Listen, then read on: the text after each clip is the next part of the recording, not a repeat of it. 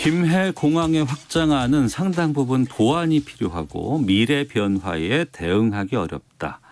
어제 김해 신공항 검증위원회의 발표입니다.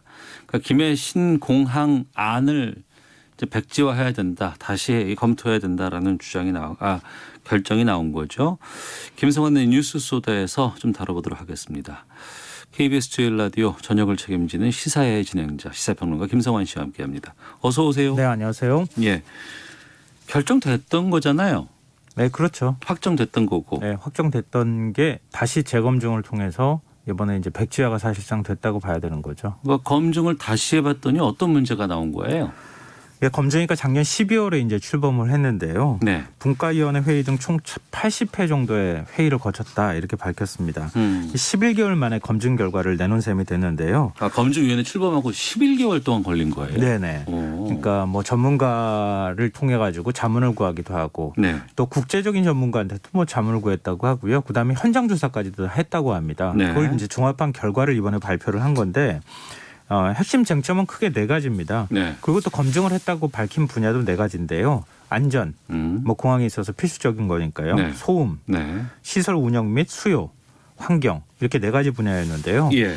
이 뭐 각각의 세부적인 내용까지 다 말씀드리기는 어려울 것 같고 결론적으로 말씀드리면 검증위는 상당 부분 보완이 필요하다 이렇게 판단을 했는데 네 개 분야에 있어서 전반적으로 보완이 필요하다 이런 의견을 밝혔습니다. 가장 문제가 된 게 이제 안전 분야인데요. 네. 김해 신공항을 건설하기 위해서는 현재 원래 있었던 활주로 말고 새로운 한 번의 활주로를 다시 또 놔줘야 되는 거예요. 네. V자 모양으로. 예. 근데 그러기 위해서는 경운산이나 오봉산, 이모산 이렇게 해서 5개 산을 절취해야 한다는 거죠. 절취하든 깎는다는 거예요? 그렇죠. 근데 이걸 고려하지 않아서 법 취지에 위배되는 오류가 있었다. 이제 이런 건데 법 취지에 왜 위배가 됐는가? 그건 무슨 얘기죠? 이 공항시설법상 비행 안전을 위해 공항 인근의 산을 깎을 경우에는 예. 자치단체장과의 협의를 해야 된다고 합니다. 예. 근데 김해 신공항 확장에 반대하는 부산시와 뭐 경남 지역 같은 경우도 마찬가지지만 이 협의를 하지 않았다는 거예요. 그러니까 신공항 계획안을 확정하는 과정에서 네. 협의를 거치지 않은 것은 법에 위배가 되는 것이다. 절차상 하자가 있었던 것이다. 이렇게 판단을 한 겁니다. 무엇보다도 김해 신공항 계획안은 소음 문제, 김해시에 위치해 있기도 하고 부산시하고도 인접해 있고. 그 신도시도 있어요. 예, 네, 그쪽에. 에코델타 시티인가요? 예. 그것도 지금 만들고 있는 상황이기 때문에 이 소음 문제가 굉장히 좀 심각한 민원 문제로 제기가 되고 또 공항을 확장하더라도 그 문제는 여전히 남잖아요. 그리고 24시간 이착륙하기엔 좀 어렵다. 지금 김포공항도 역시 마찬가지잖아요. 예. 인근 지역 주민들이 소음 피해에 시달리고 있기 때문에 24시간 공항을 운영하는데 밤에는 못 떠요. 못 네. 내리고. 예, 맞아요. 근데 인천 영종도에 있는 공항은 24시간 공항 운영이 가능하거든요. 새벽에도 많이 다 오죠. 예, 맞습니다. 그런 부분들. 그리고 앞으로 이용객이 증가할 경우에 인천공항도 마찬가지지만 인천공항 제1터미널, 제2터미널 이런 식으로 계속 확장해 나가잖아요. 예. 그럼 확장성이 떨어진다. 그러기 때문에 미래 변화에 대응하기가 어렵다. 이렇게 판단을 한 겁니다. 근데 김해 동남권 신공항 이렇게 얘기를 했지 않습니까? 네네. 이 얘기는 상당히 오래전부터 참 많이 거론됐었고 때 되면 나왔다가 또 시간 지나면 사라지고 이랬던 거 아닌가요? 네, 맞습니다. 이게 처음 이제 얘기가 나오기 시작한 게 2006년 12월인데요. 노무현 대통령이 당시 이용섭 건교부 장관에게 신공항을 검토해보라 이렇게 지시를 하면서 논의가 시작이 됐습니다. 네. 혹시 2002년에 발생했던 중국 민항기 추락 사고 기억하세요? 기억납니다. 그게 김해공항에서 발생했던 거잖아요. 예. 흐린 날씨에 착륙을 하려던 중국 민항기가 공항 인근의 돛대산과 충돌을 합니다. 이때 129명이 숨지고 37명이 다치는 참사가 발생했거든요. 그 이후에 김해공항의 안전성 문제가 계속 제기가 돼 왔어요.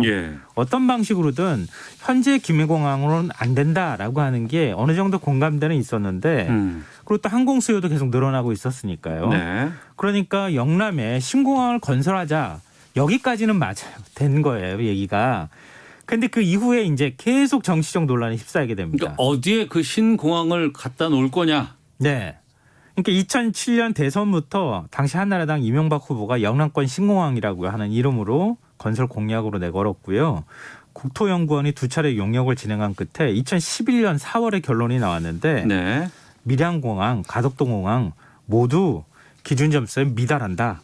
그래서 신공항을 백지화했어요. 네. 영남권 여론이 다시 들끓을 거 아닙니까? 그리고 2012년 대선 때 당시 박근혜 그 새누리당 후보 그리고 지금 이제 문재인 대통령이 신공항 건설을 또 공약합니다. 네. 박 전 대통령이 이제 대통령이 당선됐잖아요. 취임 직후인 2013년 4월에 영남권 신공항 건설을 추진하겠다고 공식 발표합니다. 그리고 2년 뒤에 2015년 6월 프랑스 파리 공항공단 엔지니어링 그러니까 ADPI라고 하는 곳인데요. 네. 여기에다 연구 용역을 맡겨서 결론이 나왔는데 김해 신공항이 맞다. 그렇게 된 거예요. 그 발표 날 때 기억이 나는데요. 언론들이 깜짝 놀랐어요. 그때. 그러니까 사실 원래 그 김해 신공항 안은 생각을 안 했던 생각을 거였거든요. 안 했거든. 예. 기존에 있는 거를 다시 좀 고쳐서 좀 확장해서 쓰자. 이렇게 네. 발표가 나니까 뭐지 이렇게 막 했던 그런 기억이 나거든요. 그 당시에. 그래서 그때도 정치적 결정이었다는 얘기가 사실은 있었어요. 어디에 치우실 수도 없는 상황이었고. 그렇죠. 예. 그러니까 원래 있는 공항을 좀 더 확장해서 쓰자 이렇게 결론을 어정쩡하게 냈다고 하는 얘기가 있었습니다. TK도 발표가 나고 나서 이게 어떻게 된 거지? 뭐지? 이렇게 된 거잖아요. 네, 맞습니다. 그랬다가 다시 또 이제 지난 지방선거 때 부울경 지자체장이 전부 다 민주당이 됐잖아요. 네. 2016년 평가 결과를 우리 다시 한번 검증을 해보겠다. 검증단 만들어서 검증을 좀 해달라 이렇게 요구를 하니까 국무총리실 산하에 검증위원회를 만들어서 네. 검증한 결과를 지금 이번에 발표한 겁니다. 근데 다 좋습니다. 여러 가지 그 정권이 바뀌고 나면은 인사 사람들을 바꾼다거나 할 수는 있어요. 근데 그 전 정권에서 정부에서 결정됐던 어떤 사업들 이런 것들을 재검토할 수는 있겠습니다만 네. 다 이렇게 바꿔버리고 그러면 그것도 좀 문제가 좀 커지지 않나요?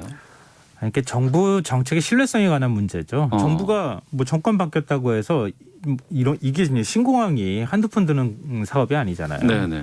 한 번은 이렇게 결정했다가 또 한 번은 이렇게 결정했다가 이렇게 하면은 당연히 여론의 도마 위에 오를 수밖에 없는 거죠. 네. 그러니까 표면상으로는 2016년 프랑스 용역업체 안을 정치적으로 뒤집었다고 하는 비판에서 자유롭긴 좀 어려울 것 같아요. 어떻게 설명을 하더라도. 네. 당시 김해 신공항과 밀양공항 가덕도를 후보지로 평가를 한 걸 보면 점수상으로만 보면은 김해 신공항이 832점, 네. 밀양이 701점, 가덕도가 634점 이렇게 받았어요. 가덕도가 제일 낮았던 거죠. 건설비도 김해 신공항이 약 4조 4천억 원, 네. 밀양이 6조 1천억 원, 가덕도가 10조 7천억 원 이렇게 가덕도가 나왔어요. 돈이 제일 많이 드는 걸로 나왔네요. 네, 아무래도 섬을 깎고 바다를 매립해야 되니까요. 그런데 저도 좀 궁금했어요. 왜 민주당이 이렇게 하나? 민주당 동남권 신공항 추진기획당 공동단장 김정호 의원의 주장을 들어보니까 또 상황이 달라요. 2016년 평가가 오히려 정치적인 결정이었다 이렇게 주장을 하고 있는 건데요. 이전에 결정된 평가가 오히려 정치적이었다. 네. 앞서 저희가 얘기했던 것처럼 당시에 김해 신공항 결정 났을 때 그때 네. 언론이 비판했던 맥락을 그대로 얘기하는 건데요.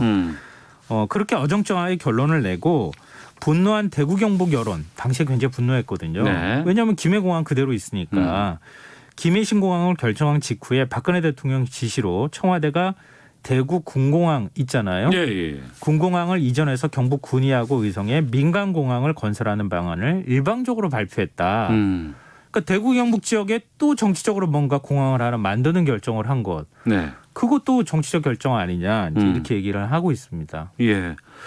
근데 지금 어제 발표가 난 거는 그 김해 신공항 결정을 재검토하자. 원점에서 다시 보자라고 하는 건데 정작 언론에서는 가덕도 신공항이 거의 되는 것처럼 지금 보도가 계속 나오고 있습니다. 네. 민주당도 좀 그쪽으로 밀고 있다 이렇게 계속 얘기가 나오고 있잖아요. 아니, 민주당은 그냥 대놓고 얘기하고 있는 상황. 얘기하고 있네요. 네, 왜냐하면은 이달 안에 특별법을 발의해서 가덕도 신공항 건설을 속도감 있게 추진하고 하겠다. 국토부에 예산 넣으라 그랬잖아요 그때. 예. 맞아요. 예. 예비 타당성 그 가덕도 신공항을 전제로 한 예비 타당성 조사를 하는데 20억 원을 배정해달라 이거 가지고 사실 옥신각신했기 때문에. 가덕도 신공항으로 가려고 하는 거 아니냐 이런 이제 얘기가 있었는데요. 이낙연 대표도 2030년 세계 박람회 유치를 지금 추진하고 있거든요. 부산시가. 네.